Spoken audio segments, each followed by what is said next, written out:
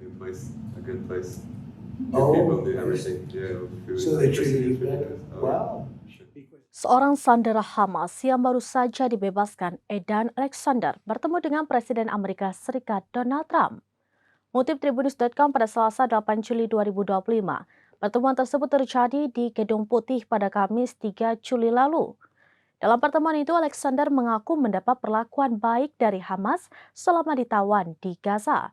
Bahkan Alexander mengaku pejuang Hamas membawanya ke tempat baru yang bagus. Merespon pengakuan Alexander, Trump yang mengekspresikan rasa takjubnya pun menjadi sorotan.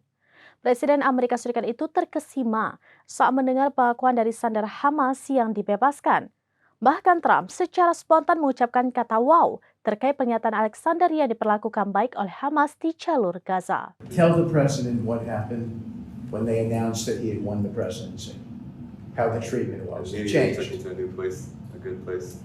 Good Oh, people, do everything. Yeah, with food. so they treated you Everything's really better. good. Wow. Demikian informasi terkini Syederalun, saksikan terus beragam informasi lainnya. Jangan like dan share seluruh akun serambinius.com.